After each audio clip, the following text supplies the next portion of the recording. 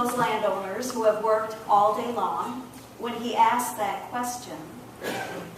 But as you look at the picture on your bulletin cover, which one of those people there is the one that Jesus is addressing? The one on the left. And why do you know it's the one on the left?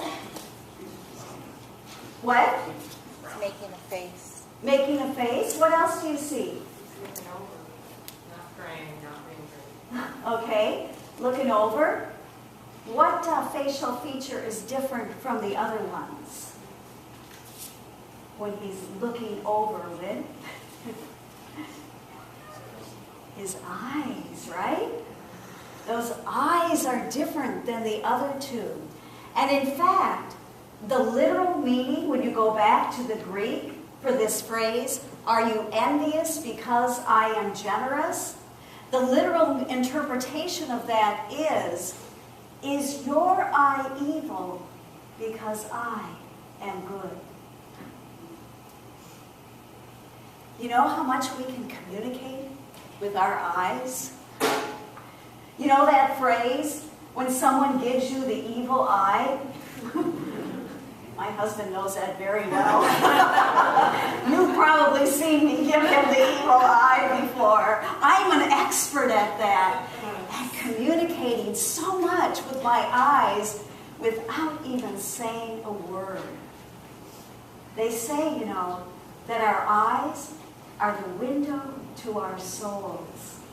That you really can't hide what you're feeling with your eyes, which is sometimes why people, instead of making eye contact with you, will look away or will look down because they don't really want you to see what's going on inside of them. Is your eye evil because I am good? Well, what in the world were those laborers so upset about? We know, right?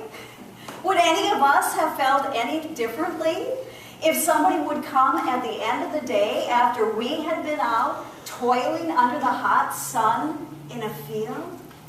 Think about it for a minute. Maybe it would be like some of those people who actually stood in line or sat in line overnight out front of an Apple store this past week. Maybe some of you did that to get the first iPhone. No. But can you imagine if you had, and then somebody would have pulled up at 10 a.m. on Friday morning with their Starbucks latte and cut in line and been able to get their iPhone the same time as you had after waiting in line all night long? We get that, don't we? How easy it is to give somebody the evil eye when we think that they don't deserve it. Just like Jonah, right? Why did Jonah go so far away from where he was supposed to go when God called him to go and preach to the Ninevites? Because he didn't want God to save them. We heard the sugar-coated story today in this children's book. When it ends, Jonah and everyone who lived in Nineveh rejoiced. We heard when Sue read the reading after that, what really happened. Jonah wasn't happy at all. In fact, he was so unhappy, he would rather die than to have those people of Nineveh, the enemies of his people, the Israelites, be saved. And he knew that he worshiped a gracious God, and that God was always ready to give second chances, even to his enemies. And so he knew that if God were to ask that question of him, just like Jesus asked of those laborers, is your eye evil because I am good? Jonah would have had to say yes. But then, so would I have to say yes. This past summer, when we were back in Minnesota on vacation, I got together with my old college roommate, I had seen her for the first time in 30 years, 5 years ago. We really hadn't kept in touch much before then. But when I met her downtown in Minneapolis, she said, "Do you want to come and see where I work?" And I said, "Sure." I knew that she had gone to law school. I knew that she had become a lawyer. But not until she took me all the way up on the elevator, and then we got off, and then she had a key for another elevator so that we could go up to the real top of the building. And I walked into her office, which was surrounded by glass on all sides. Then I realized how well she had done for herself in life. Speed forward 5 years later, when I was back this summer, and now she's working as legal counsel for the Minnesota Twins. So of course you know what we did in our time together. We had great seats at the Twins game, and she told me about her new job and how well she was doing. She told me about this beautiful second home that she and her fiance Lauren had just finished building up on a lake in northern Minnesota, and about the wonderful vacation that they had just taken in Antarctica, and on and on and on. And yes, I was very happy for my friend Mary and how well she had done in life. And at the same time, there was that little bit of envy that started to set in, that little bit of evil eye, when I looked at her and said, "Well, I've worked hard too, my whole life, but I'm never going to have an office like that, no matter how you remodel this office here. I'm never going to have all those beautiful, wonderful things or take the vacations that she takes." And yet, as soon as I started to do that, I realized how by being envious and having that evil eye start to rear its ugly head in me, how much I wasn't paying attention to all the good things that I did have in my life.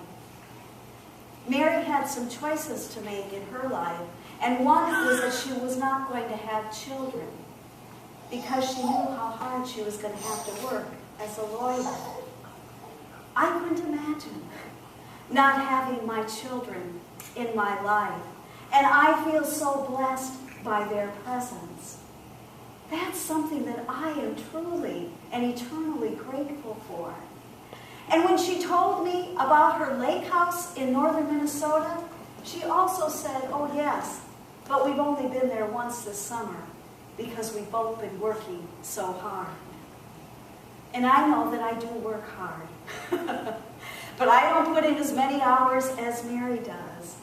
And I am blessed to be able to enjoy the people and the things that I have in my life. But that's what happens when that envy sets in. We lose our perspective, and we're ungrateful for all of the wonderful things that God has given us. And so think about how these stories today from the Bible might have been different if those characters had come from a place of gratitude instead of envy. Think about those laborers. Instead of saying, "Well, that's not fair. Those other people who are the Johnny-come-latelys get the same amount as we got." How about instead, if they were able to look at those laborers and say, "What a generous landowner.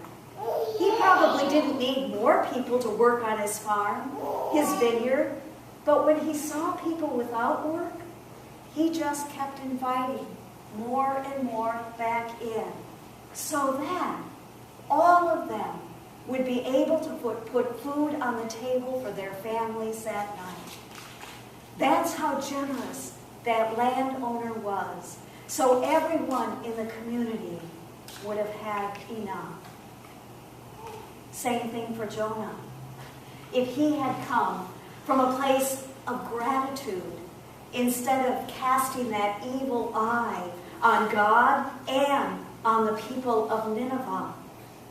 Instead, if he was grateful, he would have been able to recognize how God did give him a second chance, how he wasn't swallowed up and died in the belly of that whale, how he was given a second chance to go and preach, and in fact, how those people of Nineveh responded to probably what was the shortest sermon on record, one line, 40 days, and your city will be overthrown, and how they responded and repented, and how God's generous love was able to save all of them. See, that's the point of these stories today. The point isn't our evil eyes. I'm sure all of us struggles with envy, with acting in ways that we know we shouldn't and that we don't want to act. But that's not the point. The point is how these stories reveal God's eyes to us. And what does God see when God looks at us and God looks into our eyes? What does that reveal about who God is? God is none other than grace. God is generous, with a love that can't be counted, always willing to give us more than we deserve, giving us more than what's fair. Would that other people looked at us the way that God looks at us, seeing beyond the mistakes that we make, seeing beyond our envy and our jealousy, seeing beyond all those externals, and being able to look into our hearts and see someone who is loved and who is accepted just the way we are. I'm reading a book right now called Tattoos on the Heart. It's written by Father Gregory Boyle. Some of you may know him. He is someone who's had his ministry here in LA for 20-some years with Homeboy Industries, because he works with some of the people who are probably those who are the hardest, most difficult people to work with, those who are involved in gangs, in the gang capital of the world, or at least in our United States. He tells these wonderful stories of how transforming it is when people look into the eyes of some of these gang members, when he himself is able to see them as beloved children of God, not just the way that other people see them, and how it's made such a huge impact in their lives, knowing that they're loved and accepted for who they are. But one of the stories that he tells in his book isn't about another gang member, but it's about his spiritual director and his friend, Bill.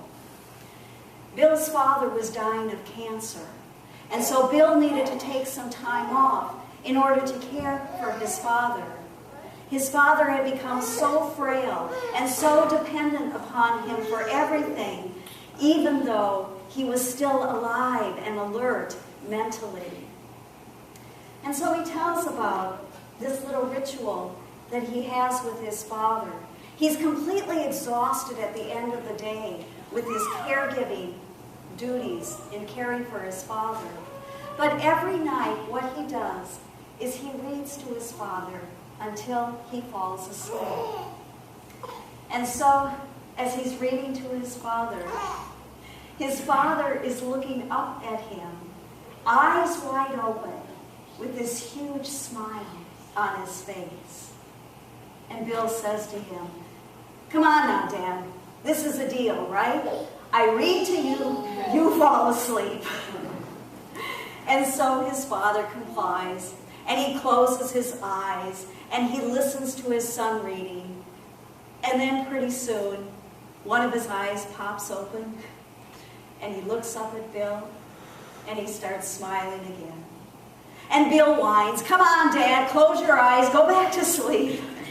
And so he does, and before long, the other eye pops open, and he looks at Bill, and he has a smile on his face. Soon after that, Bill's father died. And after he died, he really recognized what was happening in this evening ritual. This was a father who couldn't keep his eyes off his beloved child. It's kind of like our God, isn't it? Our God who looks at us with a smiling face because God simply can't take God's eyes off of us. Anthony DeMello once wrote, "Behold the one beholding you and smiling." That is our God. Our God who is gracious, our God who is generous. And so the question that I would leave with each one of you today is, if God looks upon you with such grace and such mercy, then how will you reflect that in your lives to those who look into your eyes?